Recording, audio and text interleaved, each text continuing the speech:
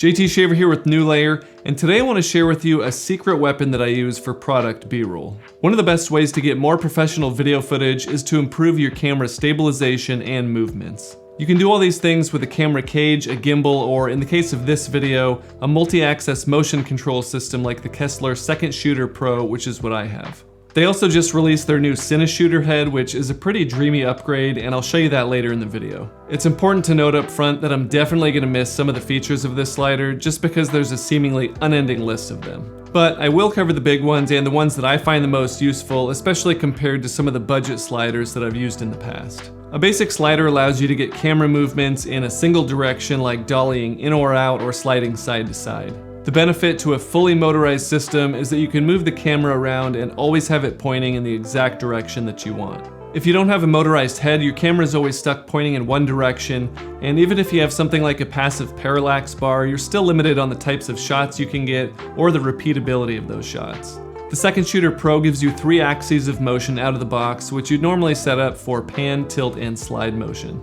You can add another controller onto this to get more axes of motion, including things like zooming and focusing, or something like the Kessler turntable, which is really awesome for product shots. I think a lot of people see sliders as one of the more limited tools, but I find them extremely versatile, so I'm going to share some scenarios where I think a system like this would be really helpful. One thing a lot of people do is to set up a B camera on a motion control system for interviews. So the A camera will be stationary at a single angle, and whenever you need to make cuts between questions or if you have a really long boring monologue, you can switch to the B camera and get different shots. The slider continuously moves back and forth and provides some subtle movement so you get that cool parallax look where the foreground and the background are moving at different speeds. Another use would be for product shots, which is what I use it for the majority of the time. Being able to keep your camera pointed at something specific really increases your production value and allows you to highlight specific features of your product. Like I mentioned earlier, Kessler has a turntable that integrates into the system so you can synchronize sliding and panning and tilting with a spinning product, and that allows you to get some really unique shots. The controller on the system is extremely easy to use, and you can set your speed, the speed ramping, your keyframes, or just control it manually, all from the controller. It's one of those things that's so simple you don't even have to look at the manual because it's so straightforward. One thing I appreciate about this controller is the shift key, which allows you to hold that down while you're sliding or panning or tilting, and it will just move faster, and that way you can set up your keyframes much more quickly. There's also a mobile app that allows you to set up to 10 keyframes instead of just 2 or 3 like the controller, which just allows you to get more unique and complex shots. Motion control systems allow you to repeat shots more precisely, so it's a great way to get identical shots of different products. Repeatable moves also open the doors for things like special effects. So for products, you can get the same shot multiple times, and then in post you can have those transition in and out, so the products kind of look like they're teleporting while the rest of the scenery remains the same. Another cool trick you can do is film yourself in multiple places in the same room using the same camera movement, and then splice those together in post.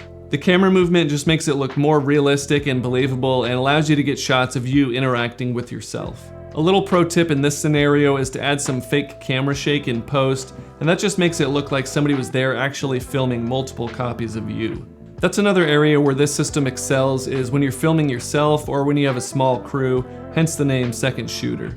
I personally don't do a lot of time lapses, but there are a lot of examples out there of people doing 12 or 24-hour time lapses with a motion control system, and it just looks a million times cooler than a stationary time lapse. Besides all that, it's great for traditional cinematic shots where you really want to enhance the intense or emotional moments. I've seen some crazy setups out there with boom arms and 360 cams, so I'm sure there's tons of other setups out there besides the ones that I mentioned. I also have the Kessler Mag Pack, which is their magnetic battery pack for mobile power. Since it is magnetic, it easily detaches and reattaches to the slide motor housing, and it's really simple to just pop that off, adjust your controls, and then pop it back on for your shot. More importantly, one battery will last an entire shooting day, but for those high demand days, you can swap the battery out in just a few seconds. I previously mentioned the mobile app, but you can also use a PS4 controller through the mobile app to control this stuff. It might seem odd, but there are benefits to it because the controllers are relatively cheap and they're designed with efficiency and ergonomics in mind.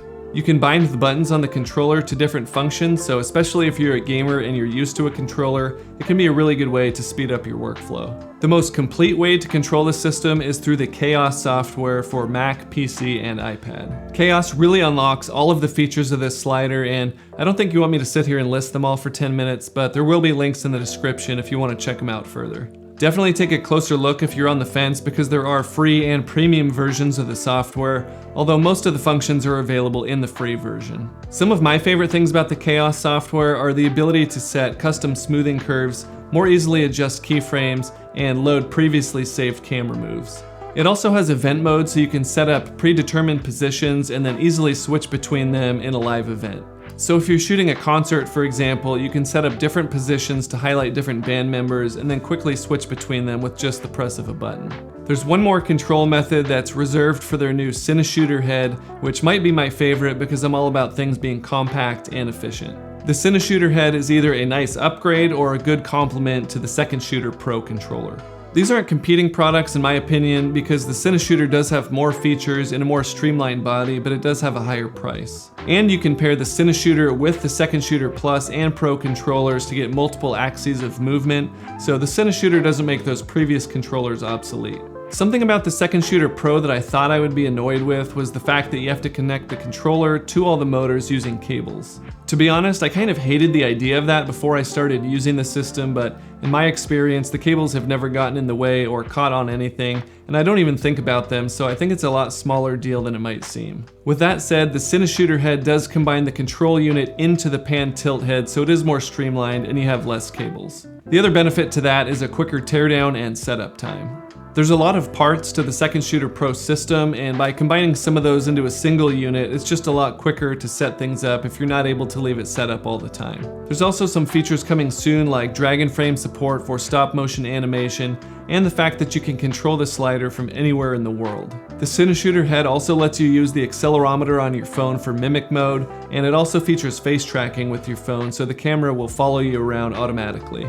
With the Cineshooter head, you'll also soon be able to use both PS4 and Xbox controllers directly with the head without having to go through the mobile app first. The Cineshooter head supports 15 pounds out of the box, but with the HD bracket, it'll support up to 25 pounds. So you can use this for anything from a small mirrorless camera to a more full-fledged cinema camera setup.